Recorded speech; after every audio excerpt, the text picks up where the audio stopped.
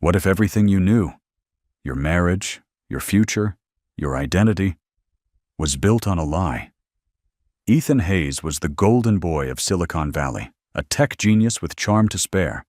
Olivia was his dazzling wife, 7 months pregnant and the envy of everyone who knew her. But one stormy Tuesday afternoon, Olivia came home early, and what she saw shattered everything. This isn't a story about heartbreak, it's about what came after. A plan so bold, so ruthlessly clever, it flipped the rules of revenge and power on their heads. This is the moment she stopped being the victim and became something else entirely. Before we begin, tell us where you're watching from. We'd love to know. If emotional stories speak to you, hit subscribe and turn on the bell. You won't want to miss this one. Let's dive into it. The Hayes' residence on Crestview Drive was a monument to modern success. A symphony of glass, steel, and polished concrete, it cantilevered over the Emerald Hills overlooking the city, a testament to the architectural genius of its owner, Olivia Hayes, and the financial might of her husband, Ethan. From the infinity pool that bled into the horizon, you could watch the city lights glitter like a fallen constellation. It was a house that whispered, "We've made it." And they had. Ethan Hayes, at 34, was the golden boy of the tech world. His company, InnovateX, had revolutionized data security with an algorithm he'd coded in his dorm room a decade ago. He was sharp, impossibly charismatic, and possessed a restless energy that seemed to power the city itself. He was the man on the cover of Forbes, the speaker at every major tech conference, the husband who still looked at his wife like she was the only woman in the world. Olivia, at 32, was his perfect counterpart. An acclaimed architect from a family of academics, she possessed a quiet strength and an artist's eye. She saw the world in lines, angles, and potential. She had designed their home, not as a showpiece, but as a sanctuary. Every room was meant to frame a view, to capture the light, to create a feeling of serene, unbreachable peace. Now, that peace was about to be shattered. She was 7 months pregnant with their first child, a boy. The pregnancy had softened her edges, filling her with a profound and joyful sense of purpose that eclipsed even her professional accolades. Today, she was coming home early from her final site visit before maternity leave, a file tucked under her arm containing the sonogram from her morning appointment. She'd had them print an extra copy, a perfect black and white profile of their son, which she planned to frame for Ethan's desk as a surprise. The rain began to fall as her Tesla whispered up the long, winding driveway. It was a soft, melancholic drizzle that blurred the edges of the manicured gardens. The house stood silent, its vast windows like dark, unblinking eyes.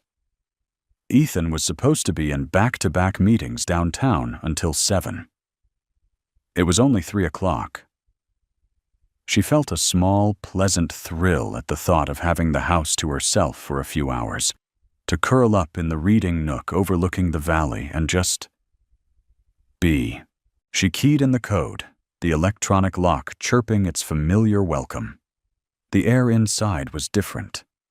Still. Too still. The faint, cloying scent of a perfume she didn't recognize hung in the air.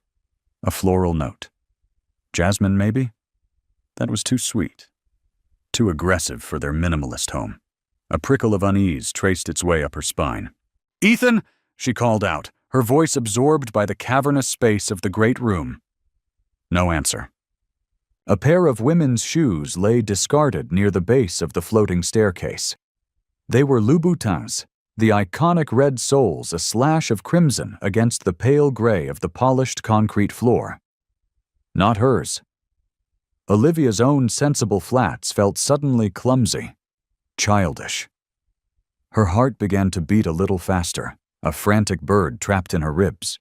She walked past the kitchen, her hand trailing along the cool marble of the island.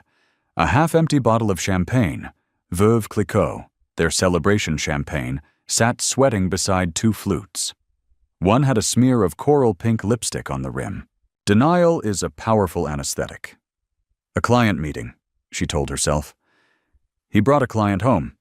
He forgot to tell me.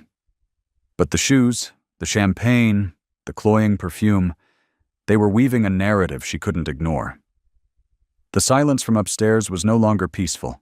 It was heavy, suffocating. Her feet felt like lead as she ascended the staircase, her hand gripping the cool steel of the railing. Each step was a lifetime. The sonogram photo in the file felt suddenly cold, a relic from another existence. The door to their master bedroom was slightly ajar. Through the gap, she could see a silk blouse, the color of champagne, draped over the Eames chair in the corner. Then, a man's shirt, one of Ethan's custom-made charvets, lying in a heap beside it. And then, she heard it. A sound that would be burned into her memory forever. A soft feminine laugh, quickly muffled, followed by the low murmur of her husband's voice. Time seemed to warp, stretching and compressing. The blood rushed in her ears, a roaring ocean. Her carefully constructed world, her sanctuary of glass and light, was fracturing around her. With a hand that trembled so violently she could barely control it, she pushed the door open. The scene before her was a tableau from a nightmare. The vast floor-to-ceiling window behind their bed framed the rainy cityscape, a backdrop of muted grays and blues.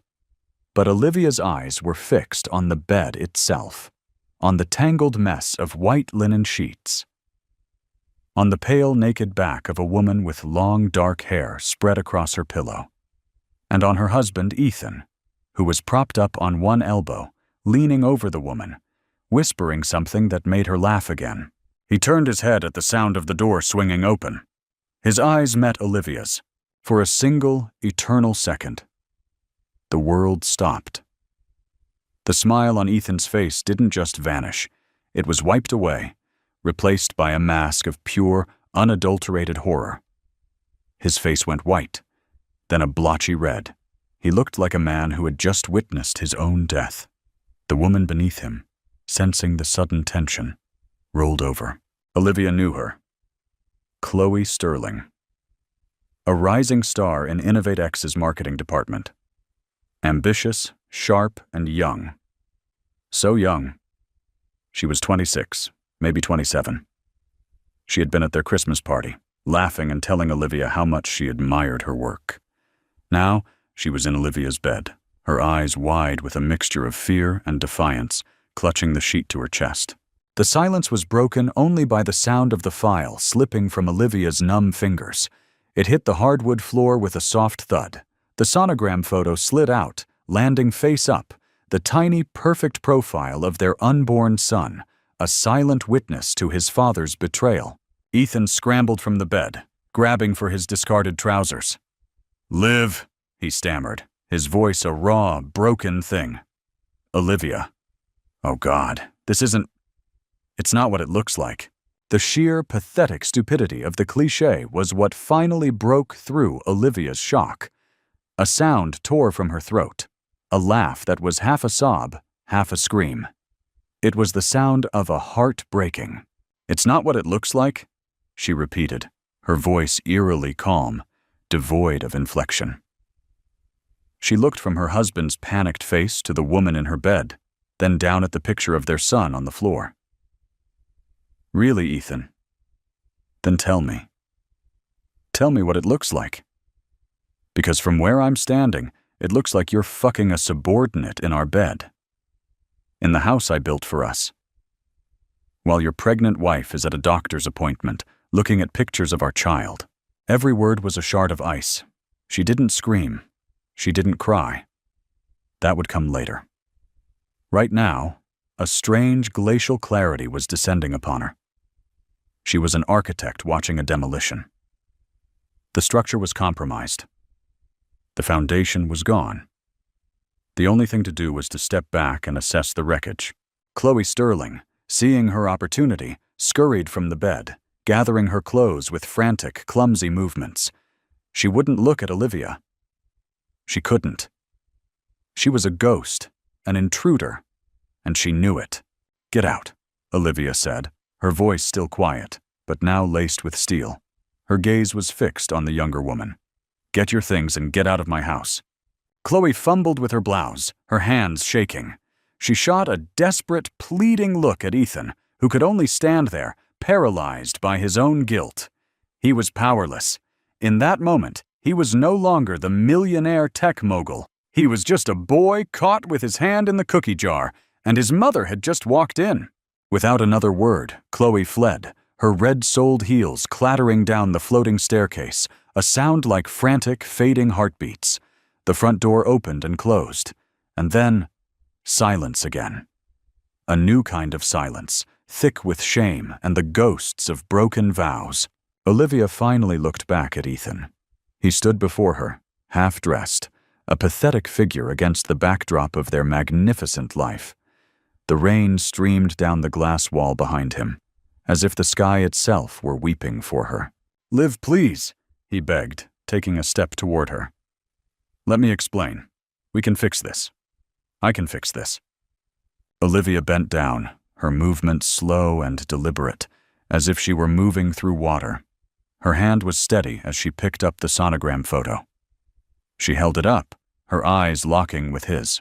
"Fix this?" she whispered, and the whisper was more terrifying than any shout. "You think this is a bug in your code, Ethan? Something you can just patch and reboot?" She looked around the room, her sanctuary. The jasmine-scented air was now a poison. The bed was a crime scene. The house itself felt tainted, its beautiful clean lines now seeming to mock her. She turned and walked out of the bedroom, leaving him standing in the wreckage. She walked down the stairs, past the lipstick-stained champagne flute, and out the front door into the rain. She didn't know where she was going. She just knew she couldn't be in that glass house for one more second, because it had just become her prison. And as the cold rain soaked her clothes, mingling with the hot, silent tears that finally began to fall, she made a vow. He had torn down her world. Now, she would build a new one, and he would watch. The first 48 hours were a blur of managed chaos. Olivia didn't go to her parents or her sister. She didn't call her best friend and unload in a torrent of tears. To do so would be to make it real in a way she wasn't ready for. It would invite pity, and pity was a luxury she could not afford. Pity was quicksand. Instead, she drove to the Four Seasons in the city, checked into a suite under her maiden name, and turned off her phone. For 2 days, she existed in the sterile, anonymous luxury of the hotel room. She ordered room service she didn't eat. She took baths that went cold. She sat on the balcony, wrapped in a thick hotel robe, and watched the rain lash against the window. Her mind a maelstrom of grief, rage, and a terrifying, hollow emptiness. The architect in her saw the demolition in stark, brutal detail. The foundation of trust pulverized, the support beams of shared dreams snapped, the glass walls of their future shattered into a million irreparable pieces. Ethan, predictably, fell apart. He left dozens of voicemails, swinging wildly from panicked apologies to desperate declarations of love. He sent texts that read like frantic, disjointed prayers. He had security try to track her credit card, but she had paid for the hotel in cash. He was a man who could control global data streams, but he couldn't find his own wife. The loss of control was driving him mad. On the third morning, Olivia woke up, and the storm inside her had passed. In its place was a cold, hard, and unnervingly calm resolve. The grief was still there, a solid, heavy weight in her chest, but it was no longer in control. She was. She had cried all her tears. Now it was time to draw up a new blueprint. She turned her phone back on and was immediately assaulted by the barrage of notifications. She ignored them all, except one, an email from her lawyer, a sharp, no-nonsense woman named Jessica Albright, whom she had contacted from the hotel's business center. The subject line was simple. Initial assessment. Olivia spent the next hour on the phone with Jessica, her voice low and steady. She laid out the facts with the dispassionate precision of a contractor listing damages. There was no hysteria, no wailing. Jessica, who had handled the ugliest divorces in the city, was audibly impressed. "Most women in your position are emotional wrecks," Jessica said. "They want to burn everything to the ground. It's satisfying for a minute, but it's terrible strategy." "I'm not interested in revenge, Jessica," Olivia replied, her gaze fixed on the cityscape outside her window. "Revenge is an emotional decision. I'm interested in building. I need assets, I need security, and I need autonomy. For me, and for my son." "Good," Jessica said.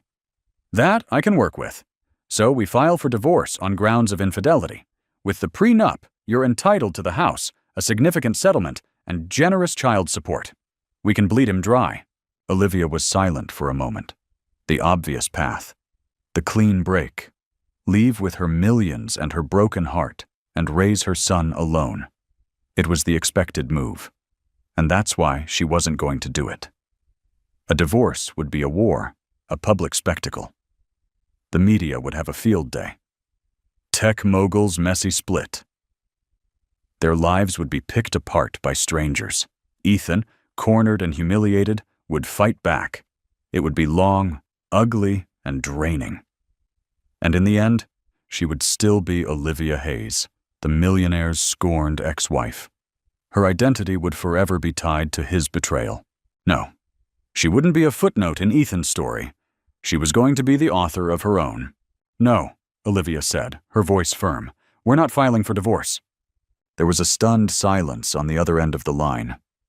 "Olivia, I'm not sure I understand. He cheated on you. In your home. While you're pregnant." "I'm aware of the facts, Jessica," Olivia said coolly. "A divorce is what he expects. It's what everyone expects. It gives him an easy out. He pays his dues, suffers some public shame, and in a year he's back on the cover of Forbes with a new, younger woman on his arm, having learned a valuable lesson. I'm not interested in giving him his redemption arc." She took a deep breath. "I have a different proposal. A business arrangement." Ethan was pacing the great room of the glass house like a caged animal when she finally walked in. He looked terrible. His eyes were bloodshot. His designer stubble was now a ragged beard, and he was wearing the same clothes he'd had on 2 days ago. The house, usually immaculate, was a mess. Glasses were left out. Cushions were askew. It was as if the chaos in his soul had manifested in the space around him. He stopped dead when he saw her. "Liv!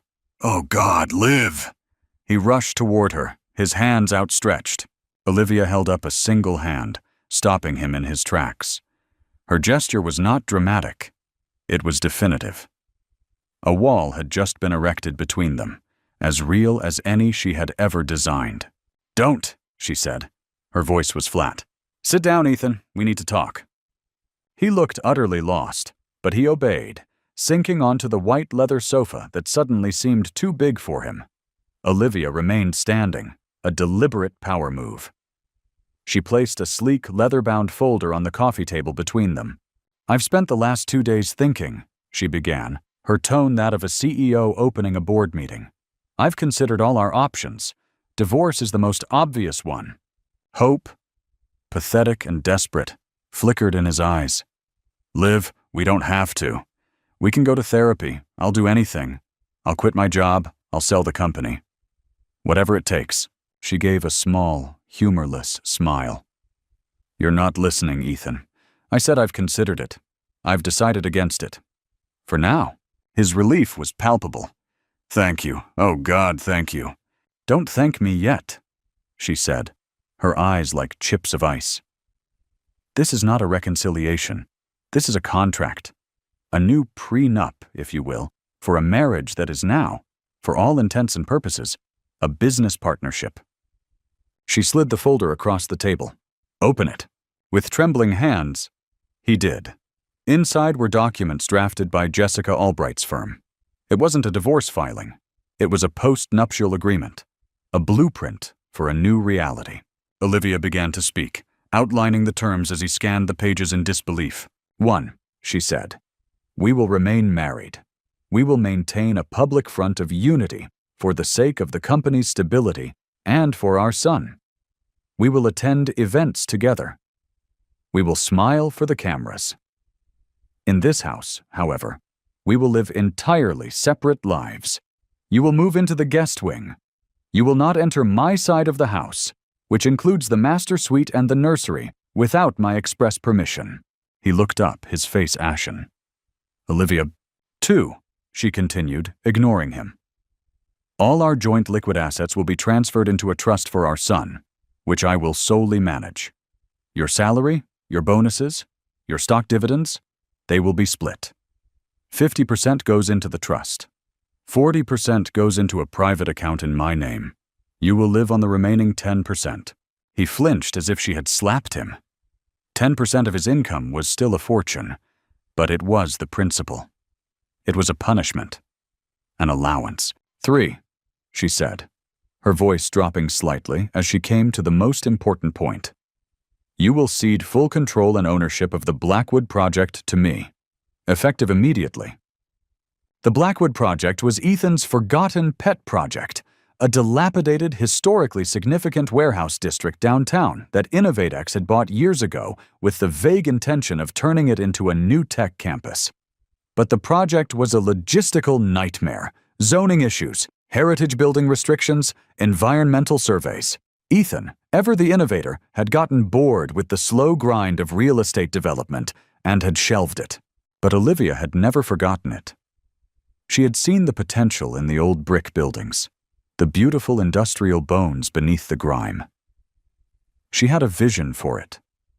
A mixed-use urban village with sustainable housing, artisan workshops, green spaces, and a community arts hub. It was ambitious. It was her dream project. Ethan stared at her, finally understanding. This wasn't just about money. "You want Blackwood?" he whispered, incredulous. "I want more than that," she said. "The project is currently owned by an InnovateX subsidiary. You will sign over the subsidiary to a new holding company in my name. You will also provide the initial seed capital for redevelopment, as outlined on page 7. $50 million. He choked. $50 million? Liv, that's not seed capital. That's the entire projected budget. It's the price of my silence, Ethan, she said, her voice dangerously quiet. It's the price of me standing by your side at the next shareholders meeting instead of standing beside a divorce attorney. It's the price of the world continuing to see you as Ethan Hayes, the family man and tech genius, instead of Ethan Hayes, the adulterer who destroyed his pregnant wife. She leaned forward slightly. You built your empire on code. I am an architect. I build things in the real world, with steel and concrete and glass. You've given me a pile of rubble. Now, you're going to give me the tools to build something new from it, something that is entirely mine. He looked down at the papers, then back up at her. He was seeing a woman he didn't recognize. The warm, loving artist he had married was gone. In her place was a formidable strategist with a will of iron. He had broken her heart, and in doing so, he had forged it into a weapon. And Chloe Sterling? He asked, his voice barely audible. She's to be fired, Olivia stated, without a flicker of emotion. With a generous severance package and an ironclad non-disclosure agreement, she is to vanish from our lives. If I ever see her, hear her name, or smell her perfume again, this deal is off the table, and Jessica Albright will unleash hell. Is that clear? He nodded, defeated. The fight had gone out of him. He was looking at the consequences of his actions, not in tears and screams, but in cold, hard, legally binding print. This is my blueprint, Ethan, Olivia said, standing up straight. These are my terms. You have 24 hours to have your lawyers review it and sign. If you refuse, or if you try to negotiate a single clause, I will walk out that door, and the next time you hear from me will be via a court summons that will be the lead story on every news outlet by lunchtime. She turned and walked toward the grand staircase, her posture perfect, her steps even. She was no longer a victim fleeing a crime scene. She was a queen reclaiming her castle. At the top of the stairs, she paused and looked back at him, a solitary figure adrift in the vast, beautiful room she had designed. "Welcome to our new marriage, Ethan," she said, her voice echoing in the silent house. "I hope you enjoy the guest wing." The 24 hours Olivia gave Ethan stretched into an eternity. He did as she commanded, his movements automated, his mind numb. He called his lawyer, a corporate shark named Marcus Thorne, who listened to the terms of Olivia's post-nup with a mixture of disbelief and professional admiration. "My God, Ethan," Marcus said, a low whistle escaping his lips. "She's not taking you to the cleaners. She's taking the whole damn laundromat. The Blackwood subsidiary, $50 million in seed capital. This isn't a post-nup. It's a corporate takeover executed with a scalpel." "Just tell me if it's legal, Marcus," Ethan said, his voice flat. He was sitting in the guest wing, which felt like a sterile, foreign country. He could hear the faint, muffled sounds of Olivia moving around in the main part of the house. The soft click of a door. The rush of water. Each sound was a reminder of the chasm that now separated them. "Oh, it's ironclad," Marcus confirmed. "Albright is the best. There's a duress clause, of course, but trying to prove she coerced you would mean airing every last piece of your dirty laundry in public, which is precisely what this document is designed to prevent. It's brilliant, in a terrifying sort of way. You're trapped, Ethan. She's checkmated you." Ethan knew it. He had spent his life building systems of control, algorithms that anticipated every move, every possibility. But he had never anticipated this. He had never factored in the variable of Olivia's strength, a quiet force he had mistaken for fragility. He had thought her love was a given, a constant in his equation. He now understood it had been a gift, one he had carelessly thrown away. He signed the papers. The first few weeks of their new arrangement were a masterclass in cold civility. They were ghosts haunting the same magnificent house. Ethan would rise early and leave before she came downstairs. He would return late after she had retired to the master suite, the door firmly closed. The only evidence of their shared space was the occasional note left on the kitchen island, a reminder about a bill, a question about the InnovateX gala they were now contractually obligated to attend together. Their public appearances were flawless performances. At the gala, Olivia was radiant in a custom-designed gown that elegantly draped over her 8-month belly. She stood by his side, a serene smile on her face, her hand resting lightly on his arm. To the outside world, they were the ultimate power couple, on the cusp of welcoming their first child. The whispers about Chloe Sterling's abrupt departure from the company were quickly silenced by the sheer force of their united front. But as Ethan stood beside her, smiling for the cameras, he felt a cold dread. Her touch was weightless, impersonal. Her smile never reached her eyes. He was standing next to a beautiful, brilliant stranger who knew all his secrets. He would catch a glimpse of her across a crowded room, laughing with a city council member or discussing blueprints with a developer, and he would be struck by a profound and painful longing. He wasn't just losing his wife, he was witnessing her rebirth, and he was no part of it. Olivia, meanwhile, threw herself into the Blackwood project with a ferocity that stunned everyone. She set up a small, lean office in one of the less dilapidated warehouses, a stark contrast to the gleaming towers of InnovateX. The space smelled of old brick, damp earth, and potential. This was her territory. She didn't hire a massive team. She handpicked a small group of hungry, innovative thinkers. A young urban planner who specialized in sustainable design, a gruff but brilliant structural engineer who had been forced into early retirement, and a fiery community organizer who knew the neighborhood block by block. She was not Olivia Hayes, the wife of a tech mogul. Here, she was just Olivia, the architect. She was on site every day, her pregnancy bedamned, climbing over rubble in steel-toed boots, her brow furrowed in concentration as she studied old city maps and new environmental reports. She was in her element. The project was more than just steel and concrete. It was her reclamation. Every zoning permit she secured, every blueprint she finalized, was a piece of her shattered identity being put back together, stronger and more resilient than before. Ethan watched from a distance, his 10% life feeling hollow and absurd. He received daily reports from the Blackwood subsidiary's new CFO, a woman loyal to Olivia, detailing the project's progress and expenditures. He saw the $50 million he had signed over being meticulously allocated, and it felt like watching his own blood being transfused into a new, vibrant body that was not his. One evening, he came home earlier than usual. He found Olivia in the kitchen, a place she usually avoided when he was there. She was standing at the island, looking over a large blueprint, one hand resting protectively on her swollen belly. She didn't seem to notice him.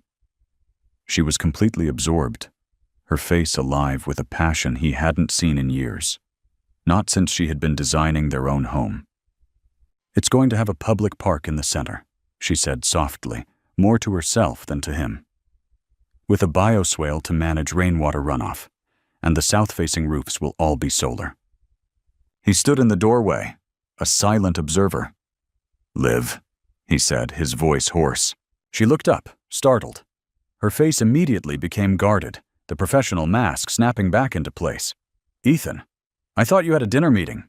"It was canceled," he said. He took a hesitant step into the room. "I saw the latest progress report. It's impressive." "It's a sound investment," she replied coolly, rolling up the blueprint. The air was thick with unspoken words. He wanted to tell her he was sorry.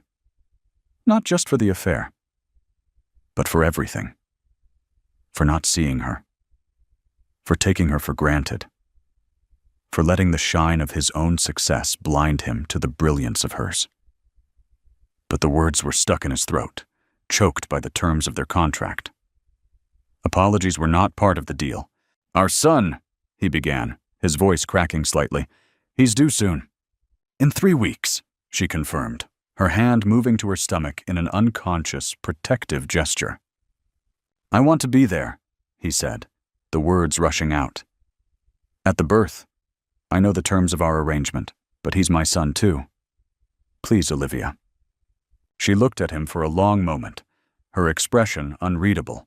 He saw a flicker of the old Olivia, the woman he had married, a flash of vulnerability in her eyes before the architect's mask descended again. "You will be there," she said finally, her voice devoid of warmth. "It's important for the narrative. The devoted father. It's good for the brand." The words hit him like a physical blow. The brand, their marriage, their child, all reduced to a marketing strategy. It was a cruelty so precise, so perfectly aimed, he knew he deserved it. 3 weeks later, Leo Hayes was born. Ethan was there, as promised. He held Olivia's hand, not as her husband, but as a silent partner in a joint venture. He cut the umbilical cord, his hands shaking, and when the nurse placed the tiny, screaming baby in his arms, his world tilted on its axis. He looked at his son, his perfect, innocent son, and then at Olivia, her face pale and exhausted, but filled with a fierce, primal love that was directed solely at the child in her arms. In that moment, Ethan understood the true extent of his loss. He hadn't just broken a marriage, he had forfeited a family. He had his name on the birth certificate. He had a room waiting in the guest wing of the house. But he was a father with no rights, a husband with no wife, a king in a glass castle, utterly and completely alone.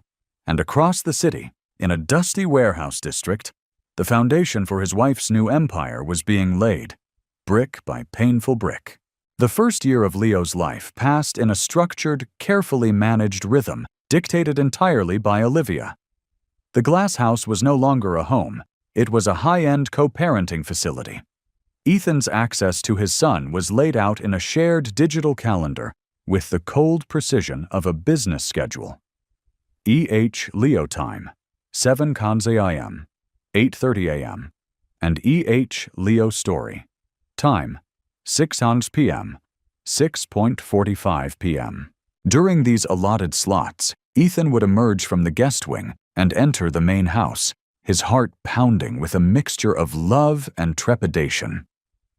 Olivia was usually present, a silent, watchful supervisor. She would sit in a nearby armchair, ostensibly reading a report or answering emails on her tablet, but he knew her attention was fixed on him. He felt like an intern on probation. He learned to parent under a microscope.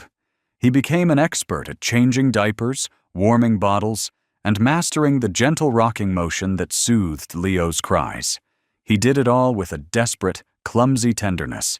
These brief, rationed moments with his son were the only real thing in his life. The rest was a charade, running a company he no longer cared about, living on an allowance that felt like a mockery, and sleeping in a bed that was a nightly reminder of his exile.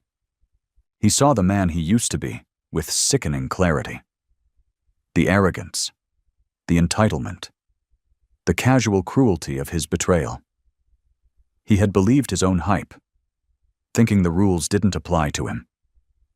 Now, he was living in a world of rules, all of them written by the woman whose heart he had shattered. Meanwhile, Olivia thrived. Motherhood did not slow her down. It focused her. She was a force of nature, seamlessly blending the roles of doting mother and ruthless developer. She'd be on a conference call negotiating the price of reclaimed timber while bouncing Leo on her hip, her voice never wavering.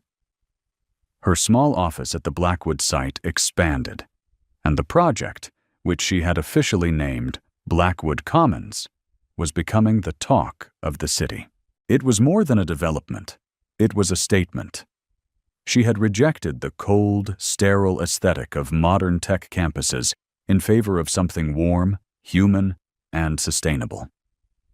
She prioritized local artisans, insisted on green building materials, and designed public spaces that encouraged community interaction. She was building the anti-Innovatex, the anti-Ethan. And it was beautiful. The press, which had once fawned over Ethan, was now captivated by Olivia. She was the rising star, the visionary architect creating a new heart for the city. They called her the architect of the future. In interviews, she was poised and brilliant. When asked about her husband, she would smile serenely and say, "Ethan is incredibly supportive. He's a wonderful father, and his belief in this project has made it all possible. Each public declaration of his support was a perfectly sharpened knife for Ethan." He was a prop in her success story, the silent, check-writing husband in the background. He had wanted to be the hero of his own story, but he was now a supporting character in hers. The first major crack in their carefully constructed arrangement appeared 18 months after Leo's birth. The Blackwood Commons was entering its most critical phase of construction, and Olivia was working around the clock. She was leveraged to the hilt, having poured every cent of the initial seed capital and secured massive loans based on the project's future earnings. The crisis came from an unexpected quarter.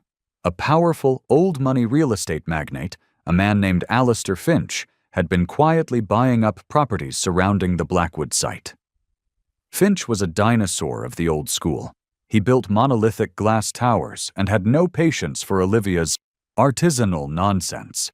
He saw her success as a threat to his dominance. Finch launched a hostile campaign. He used his influence at City Hall to challenge her zoning variances, tying her up in bureaucratic red tape. He filed frivolous environmental lawsuits, forcing costly delays. He poached 2 of her key contractors with offers they couldn't refuse.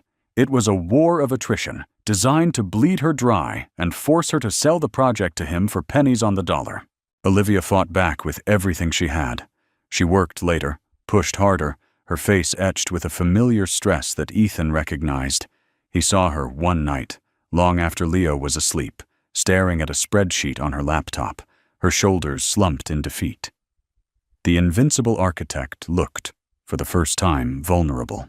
He found himself hovering in the doorway of the great room. Their contract forbade him from interfering in her business. It was her empire, her fight. But watching her struggle, Watching this old vulture try to tear down the beautiful thing she was building ignited a protective instinct he thought he had lost. "It's Finch, isn't it?" he said softly. She looked up, her eyes flashing with anger, as if his presence were an intrusion on her private pain. "This is my concern, Ethan. It has nothing to do with you." "He's trying to break you," Ethan continued, taking a step into the room. "He's using delay tactics to trigger the penalty clauses in your loan agreements. If you miss your completion deadline, the interest rates will skyrocket. He's trying to force a default." She stared at him, surprised by the accuracy of his analysis. She had forgotten that beneath the wreckage of their marriage lay the mind of a brilliant strategist. "My lawyers are handling it," she said stiffly, turning back to her screen. "Your lawyers are litigators. You don't need a lawyer right now, Olivia. You need a weapon," he said. He walked over to the coffee table and picked up a stylus and a tablet. He began sketching, not lines of a building, but a web of connections, a flowchart of power. "Finch Consolidated is a publicly traded company," he said, his voice gaining the old energy and focus she remembered. "But his real power comes from his private equity firm, Finch Capital. It's a black box, but it's not infallible." He started talking about shell corporations, leveraging minority shareholder positions, and launching a proxy fight. He spoke of data analytics, of finding Finch's digital pressure points. It was the language of corporate warfare, a language he spoke fluently. He was mapping out a counterattack so audacious, so complex, it made her lawyer's strategies look like playground squabbles. Olivia watched him, mesmerized. For the first time in nearly 2 years, he wasn't Ethan, the penitent exile. He was Ethan Hayes, the founder of InnovateX, the man who could see the patterns no one else could. He wasn't looking at her with guilt or longing, but with the focused intensity of a partner solving a problem. "You could use InnovateX's data analysis division," he said, his eyes gleaming. "We could build a predictive model of his financial network, find his weakest link, and exploit it. We could bury him in his own paperwork." She was silent for a long time, the tablet glowing between them. The air was charged with a new, unfamiliar energy. Her contract, her blueprint for their separate lives, had not accounted for this. It had not accounted for a scenario where she might need him. Not his money, but his mind. His particular brand of genius. To accept his help would be to blur the lines she had so carefully drawn. It would mean letting him back in, not as a husband, but as an ally. It was a dangerous proposition. But the alternative, losing everything she had fought so hard to build, was unthinkable. "Why?" she asked, her voice barely a whisper. "Why would you do this? It's not in the contract." Ethan finally looked up from the tablet, his eyes meeting hers. The strategic fire in them softened, replaced by a raw, aching sincerity. "Because he's trying to destroy something beautiful," he said, his voice thick with emotion. "And because I know what it's like to tear down something beautiful. And I can't stand by and watch it happen again. Especially not to you." He paused, taking a breath. "And because he's trying to take away the future of my son's mother. This has everything to do with me." In his words, she didn't hear a plea for forgiveness or a strategy for reconciliation. She heard a truth so simple and profound, it shook the foundations of the wall she had built around her heart. He wasn't trying to save himself. He was trying to save her. And in that moment, the architect and the innovator, the estranged wife and the exiled husband, were no longer on opposite sides of a contract. They were two people facing a common enemy, with the fate of an empire hanging in the balance. The decision to accept Ethan's help was not a surrender. It was a strategic pivot. Olivia laid out the new terms with the same precision she had used for their first contract. "This is a temporary alliance, Ethan, a joint venture with a single objective, neutralizing Alistair Finch," she stated, her voice firm. They were in her office at Blackwood Commons, a neutral territory. The air smelled of sawdust and fresh paint, a scent of progress. "We do not discuss the past. We do not discuss our arrangement. We are business partners. Nothing more. Understood, Ethan agreed, his expression serious. He knew this was a test. Any attempt to cross the lines she had drawn would shatter this fragile truce. And so began the war. It was fought not on construction sites, but in the digital ether. The guest wing of the glass house transformed into a covert operations center.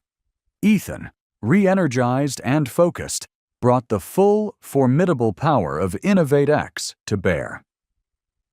He assembled a small, loyal team from his data analysis division. Tech wizards who could trace money through the darkest corners of the internet. They worked late into the night, long after Leo was asleep. The great room, once a symbol of their fractured life, became their war room. Blueprints for Blackwood Commons were pinned up alongside complex network diagrams mapping Finch's corporate empire. For the first time in 2 years, they shared a space without the suffocating weight of their personal history. They were united by a common goal, their minds locked in a dance of strategy and counter-strategy. Olivia had never seen Ethan like this, not even in the early days of InnovateX. He was relentless, brilliant, and utterly in his element. He would pace the room, firing off ideas, connecting disparate pieces of information with breathtaking speed. And she was his equal, her deep understanding of urban planning and real estate law providing the real-world context for his digital attacks. She would point to a weakness in Finch's property portfolio.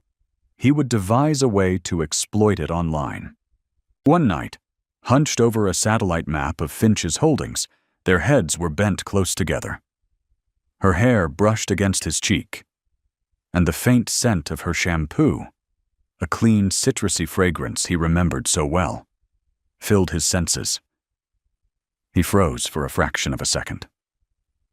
She pulled back slightly, a flicker of awareness in her eyes. The air crackled with unspoken electricity.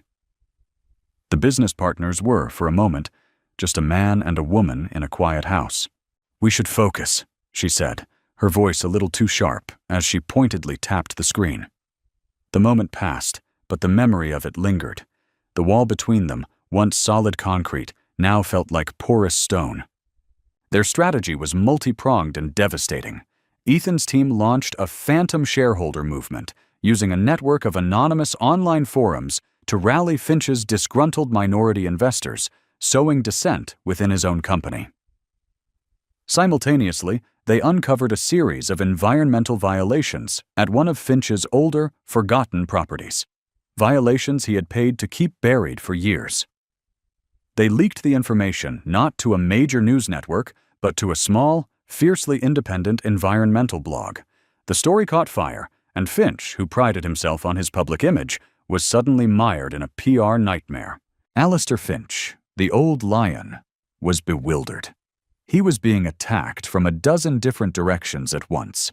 His legal challenges to Blackwood Commons were mysteriously delayed in committee. His stock price dipped. His carefully curated reputation was being dismantled online by an army of invisible enemies. He knew he was at war, but he couldn't see his opponent. The turning point came when Ethan's team found the real skeleton in Finch's closet, a secret offshore account in the Cayman Islands, used to funnel money to a corrupt city official in exchange for favorable zoning decisions a decade prior. It was the kill shot. "We have him," Ethan said, his voice quiet with triumph. It was nearly 3 a.m. They were alone in the great room, the city lights twinkling below. Leo was asleep upstairs. Olivia looked at the evidence on the screen, a clear, undeniable trail of corruption. They could destroy Finch completely, ruin his life, end his career. A year ago, she might have relished the thought. But something had shifted. "What do we do with it?" she asked. "We could leak it," Ethan suggested. "The district attorney would have a field day. He'd go to prison." Olivia shook her head slowly. "No, that's his move. That's what he would do to us." She looked at Ethan, her gaze direct and searching. "We're not him." In that moment, Ethan felt a surge of admiration so powerful, it almost brought him to his knees. She had been betrayed, humiliated, and attacked, yet she had not allowed the darkness of the world to extinguish her own light. She was fighting to win, but she was determined to do it on her own terms. "So what do you suggest, partner?" he asked, the word feeling more real than it ever had before. "We use it as leverage," she said. "We don't destroy him, we neutralize him." The next day, Olivia met Alistair Finch for coffee. She walked in alone, calm and composed. She slid a single piece of paper across the table, a bank transfer record with an account number and a name. Finch looked at it, and the color drained from his face. "All your lawsuits will be dropped," Olivia said, her voice soft but firm. "All your challenges at City Hall will be withdrawn. You will sell me the 3 properties you own bordering Blackwood Commons at their original market value, and you will never interfere with my business, or any business connected to me, ever again. In return, this," she tapped the paper, "disappears forever." Finch, the titan of industry, looked like a broken man. He had been outmaneuvered, outplayed, and utterly defeated. He nodded slowly. Unable to meet her eyes, Olivia walked out of the coffee shop and into the bright sunlight, feeling a sense of victory that was deeper than she had expected. She hadn't just saved her project, she had won on her own terms, without sacrificing her principles. That evening, a celebratory mood filled the house. Ethan had ordered dinner from their favorite Italian restaurant, the one they used to go to for anniversaries. He even opened a bottle of Veuve Clicquot. "To a successful joint venture," he said, raising his glass. "To success," she agreed, touching her glass to his. The chink of the crystal sounded different this time, less like a formality, more like a connection. They ate in a comfortable silence, the tension that had defined their relationship for 2 years finally gone. After dinner, as she was getting ready to head up to her room, a new variable entered the equation. Ethan's phone buzzed. He glanced at it, and his face went pale, the color draining from it just as it had from Alistair Finch's. "What is it?" Olivia asked, a knot of dread tightening in her stomach. He looked up at her, his eyes wide with a new kind of horror. A ghost from the past had just reappeared. "It's a text message," he said, his voice barely a whisper. He turned the phone around so she could see the screen. It was from an unknown number. The message was only 3 words, but they were enough to detonate the fragile peace they had just built. It read, "I'm back, Ethan," and beneath the text was a recent photo of Chloe Sterling smiling, holding a baby with Ethan's eyes,